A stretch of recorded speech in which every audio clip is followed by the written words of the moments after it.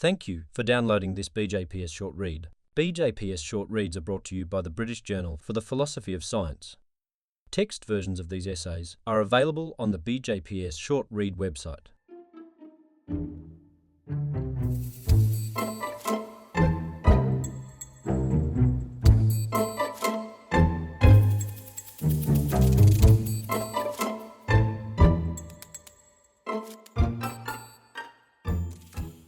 Scientists on Tap, Not on Top, by Stephen John.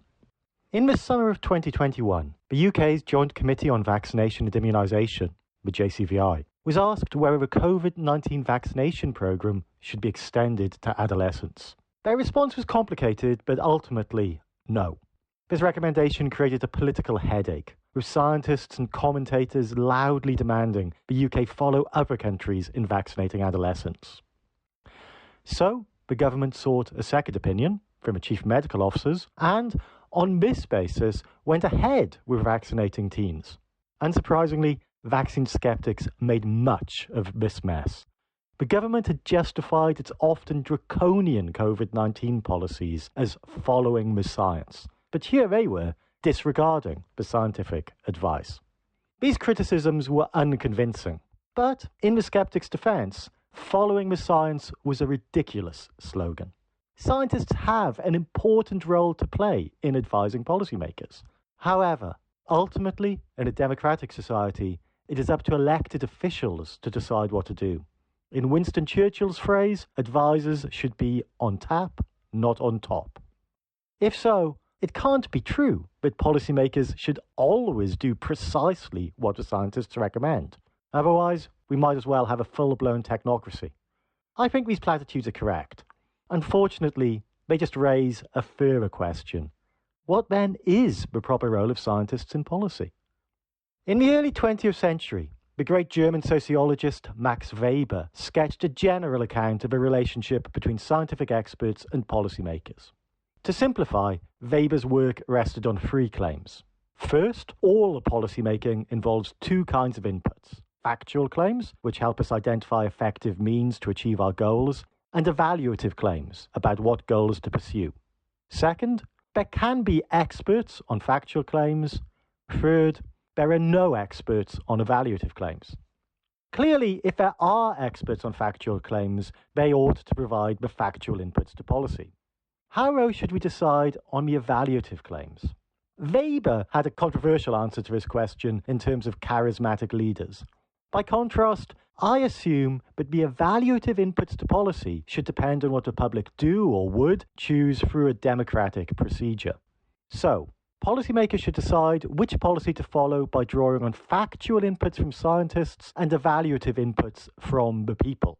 But how do we ensure scientists remain on tap, not on top? Here's one option. If we decide not to vaccinate adolescents, that might be because we have assumed that it is more important to protect teenagers from side effects of vaccination than their grandparents from COVID-19. That is to say, any time we make a normative recommendation, we should do something, we implicitly assume some evaluative claim. This is what is important. So, if scientists make these kinds of recommendations, this looks as though they are going beyond their proper remit.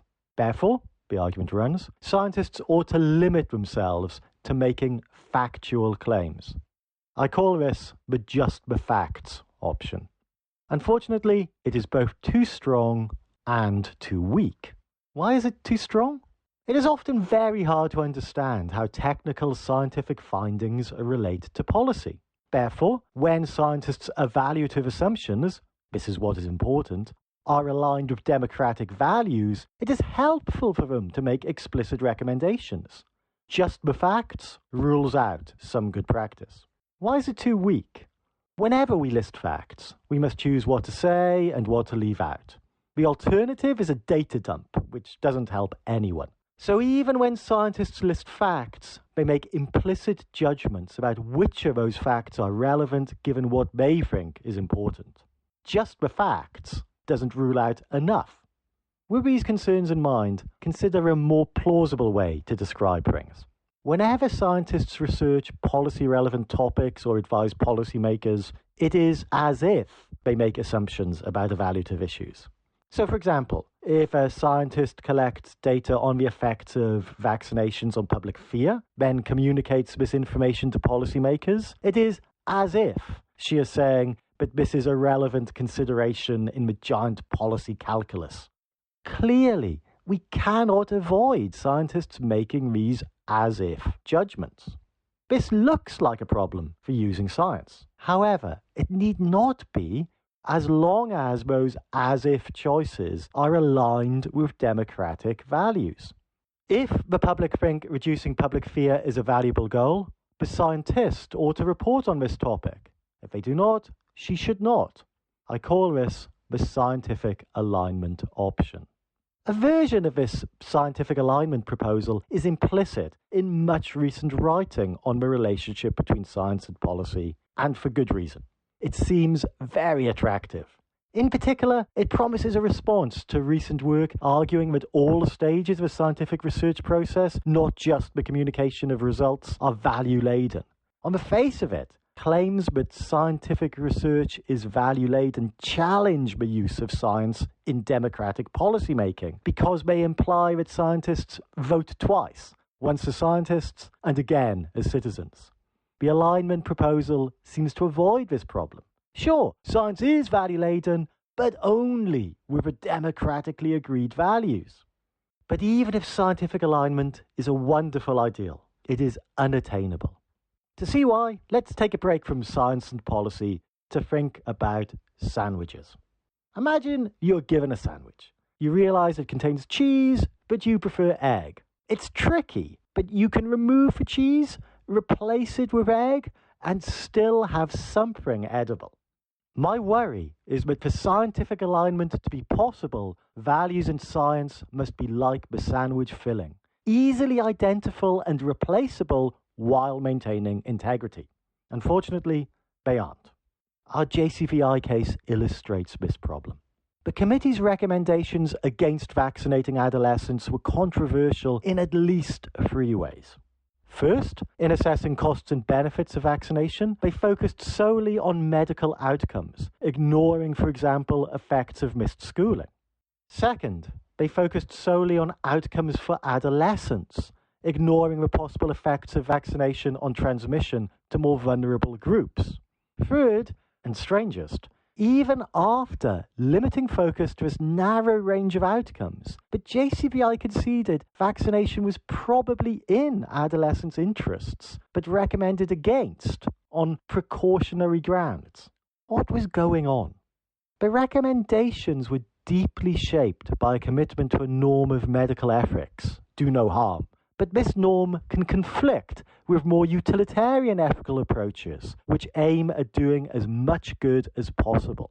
Plausibly, the JCVI's advice assumed a strong preference for a do no harm to the adolescent approach, whereas the government was willing to adopt a utilitarian do the most good for the population perspective. The values of the advisors and the government were misaligned. If that were the end of the JCVI story, the sandwich filling model would be right. We can identify the JCVI's evaluative assumptions, figure out some replacements, and get some alternative advice.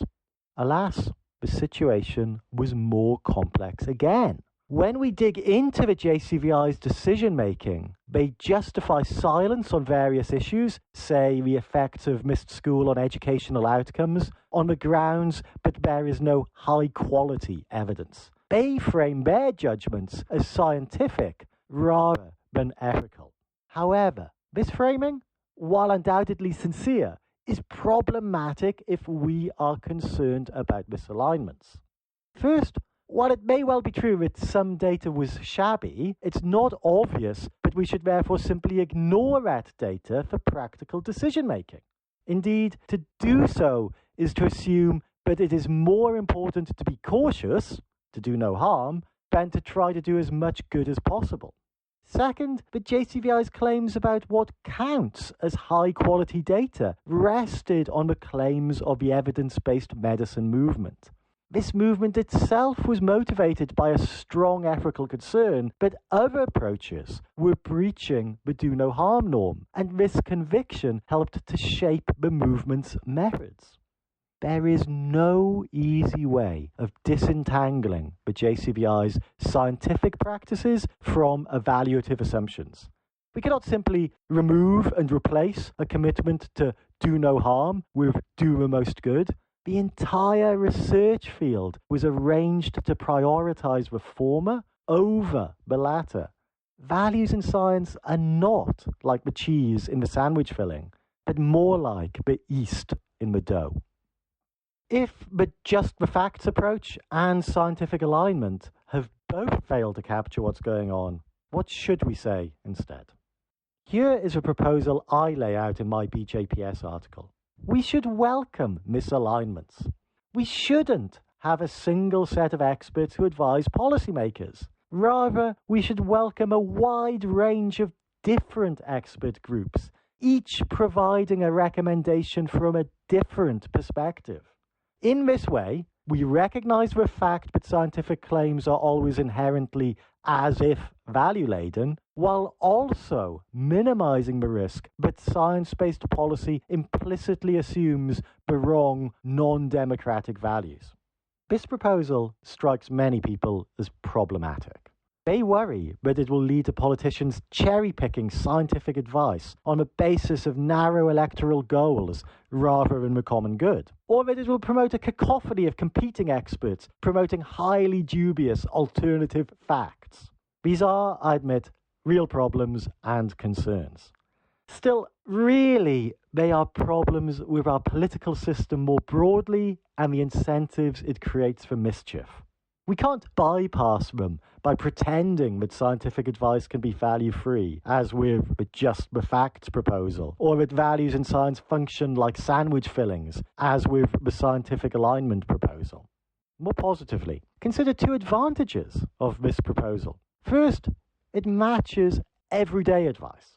If your doctor recommends that you have an operation, but your bank manager recommends that you do not, it is entirely possible that both pieces of advice are correct. From a medical perspective, this is a good idea. From a financial perspective, it is not. Nothing much would be gained by having the doctor and bank manager form a super committee. Rather, as in the ancient Buddhist legend of blind men each feeling a different part of an elephant, you need to build up a whole picture of a situation from multiple partial reports. The notion of differently located experts providing multiple perspectives is a very familiar feature of our lives. However, in making a decision of this sort, you need to do more than just build a picture. You also need to decide what you value more, health or finances. This leads to the second nice feature of my proposal, that it makes politicians honest. Weber himself wrote that politicians try to hide trade-offs, pretending that they have found policies that will promote all the good things at the same time. He suggested that one important critical role of a scientist was to call out this wishful thinking, to say, we can promote this value or that value, but we cannot simultaneously promote both. Modern policymakers are much the same as in Weber's time. They act as if a decision to vaccinate or not vaccinate adolescents will never involve trade-offs between different values, but is just dictated by the science. If we get rid of the myth of the scientific advice and instead allow for many voices, then we are better placed to identify who wins and who loses from a policy. Build Weber's elephant is a less catchy motto than follow the science, but a better guide to the messy fact that science alone can never resolve our questions.